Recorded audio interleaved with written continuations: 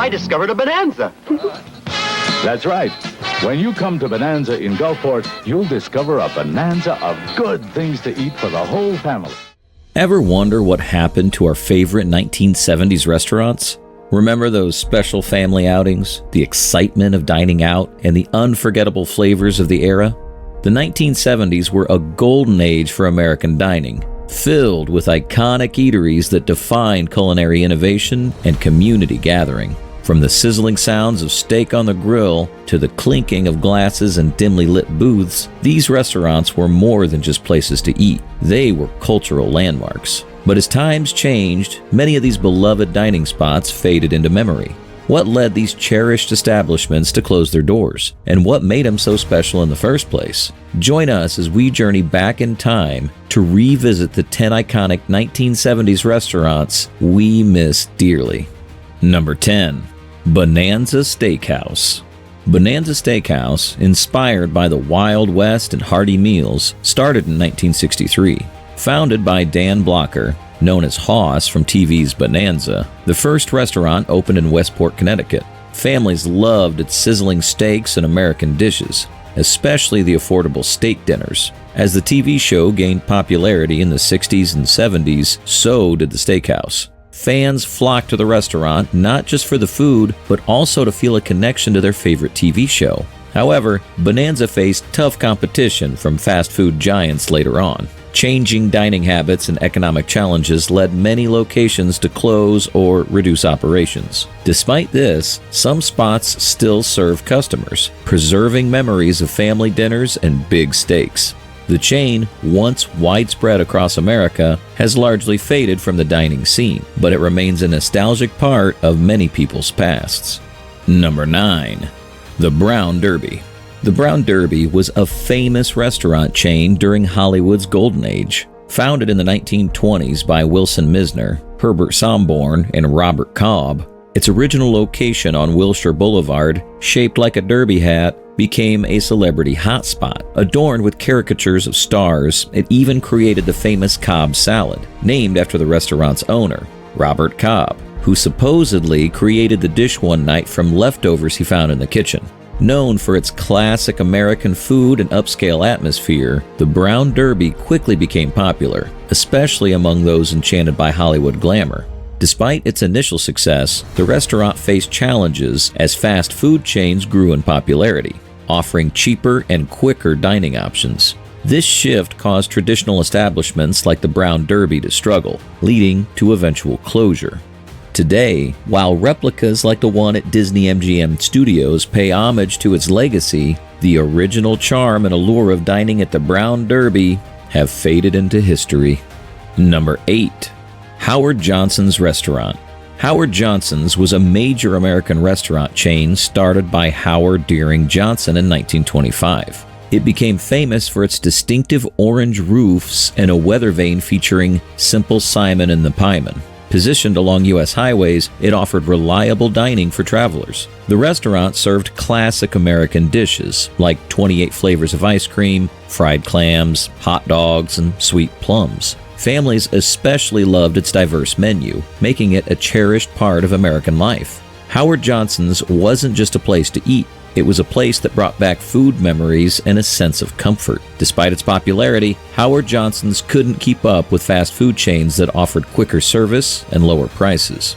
Changes in how Americans ate, along with economic issues, led to its decline. By the late 1900s, many Howard Johnson's had closed. Today, the remaining Howard Johnson's restaurants remind us of a time when dining out was special, and Howard Johnson's was a favorite stop on road trips. I still remember stopping at Howard Johnson's on a family road trip.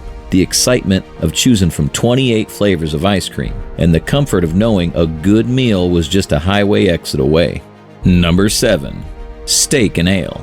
Steak and Ale, started in 1966 by Norman Brinker in Dallas, Texas, was a trailblazer in casual dining. It gained fame for its high-quality steaks, a unique salad bar, and a stylish Tudor decor that offered an upscale feel at reasonable prices. The chain's innovations, like introducing salad bars to restaurants, set new standards in the steakhouse industry. Remember when salad bars were the epitome of sophistication? Steak and ale made you feel like royalty as you piled on the croutons and ranch dressing. It quickly became a favorite among Americans who appreciated its blend of fine dining and relaxed atmosphere.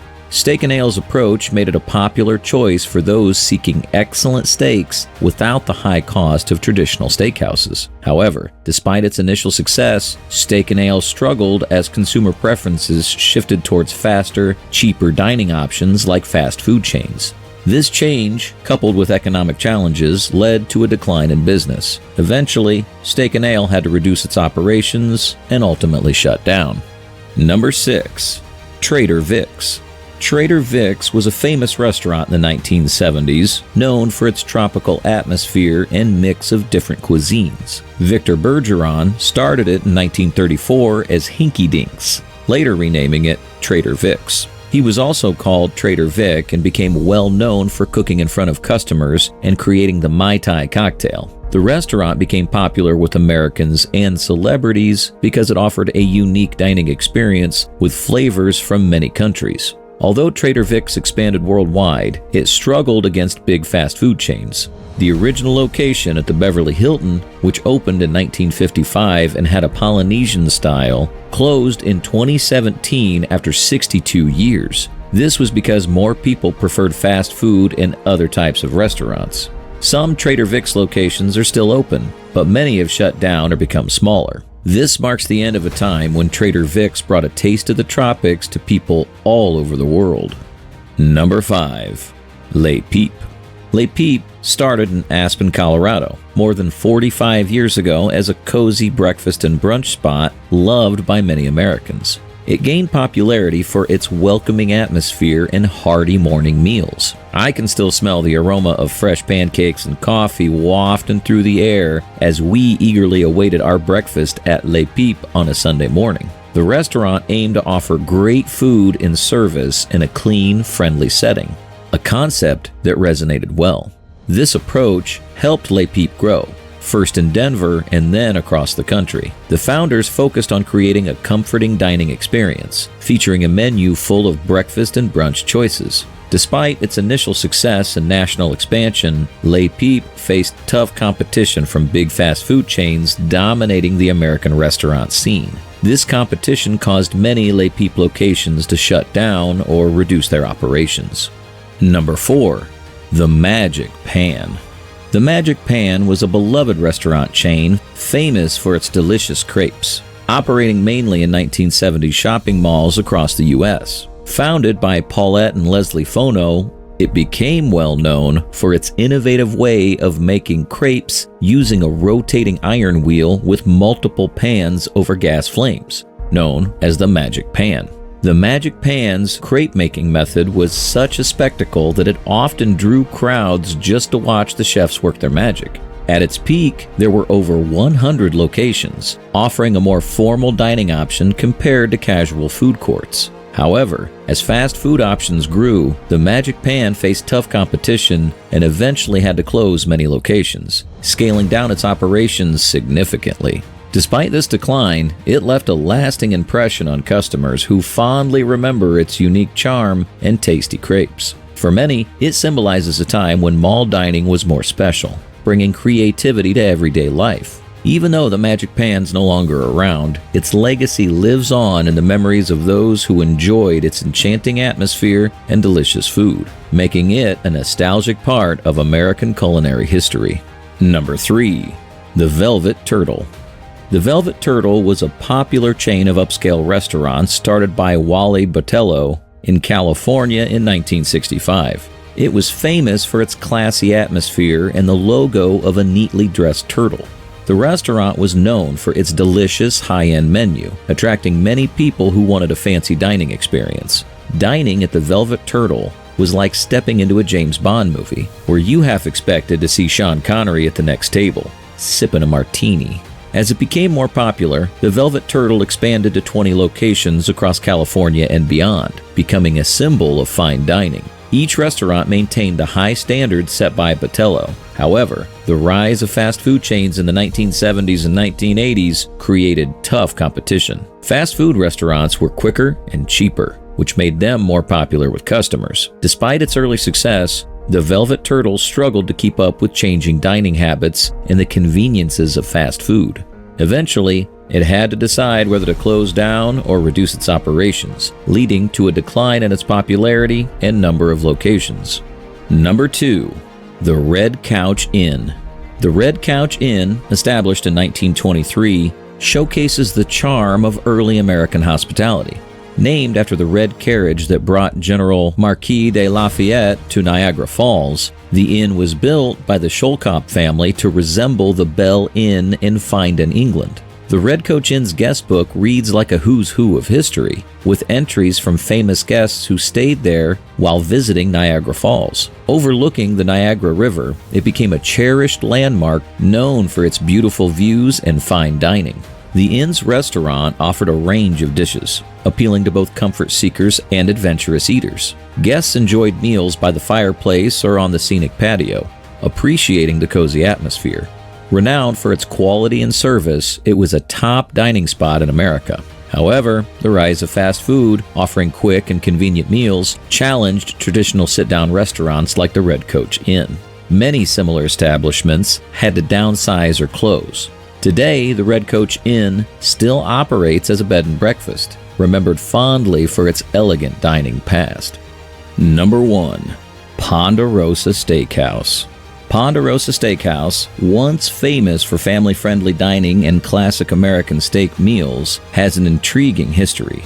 Established in 1965 by Dan Lasseter, Norm Weiss, and Charles Kleps, Ponderosa aimed to offer an affordable steakhouse experience. Their menu featured steaks, seafood, chicken dishes, and an all-you-can-eat buffet, appealing to Americans seeking both quality and value during that era.